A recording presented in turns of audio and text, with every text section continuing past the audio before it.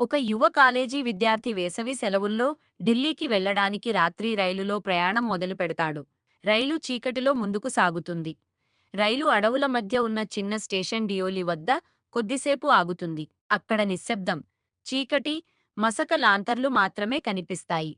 Platform మీద ఒక పేద గ్రామీణ అమ్మాయి చేతితో తయారు చేసిన బుట్టలు అమ్ముతూ కనిపిస్తుంది. ఆమె కళ్ళలో అమాయకత్వం మెరుస్తుంది. రైలులో కూర్చున్న అబ్బాయి ఆమెను గమనిస్తాడు. ఇద్దరి కళ్ళు ఒక క్షణం కలుస్తాయి. మాటలు లేవు, కాని ఒక అనుభూతి ఉంటుంది. అబ్బాయి కిటికీ దగ్గరకు వాలి ఒక బుట్ట కొనుగోలు చేస్తాడు.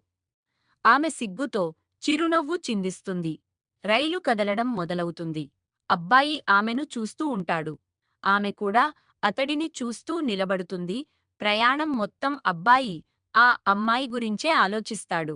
ఆమె ఎవరు? ఎక్కడ ఉంటుంది? అనే ప్రశ్నలు అతని మనసులో మెదులుతాయి. ఒక సంవత్సరం తర్వాత అదే సమయంలో అబ్బాయి మళ్ళీ అదే రైలులో ప్రయాణం చేస్తాడు. డియోలి స్టేషన్ వద్ద రైలు ఆగుతుంది. అదే అమ్మాయి మళ్ళీ బుట్టలతో కనిపిస్తుంది. అతని హృదయం ఆనందంతో నిండిపోతుంది. ఈసారి అతను ఆమెతో కొద్దిసేపు మాట్లాడుతాడు. ఆమె కూడా సిగ్గుగా సమాధానమిస్తుంది.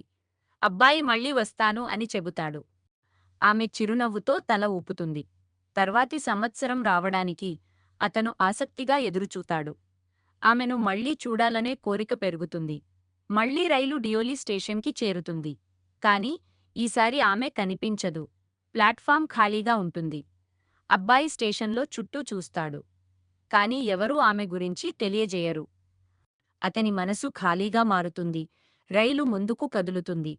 అమ్మాయి జ్ఞాపకం అతని హృదయంలో శాశ్వతంగా మిగిలిపోతుంది.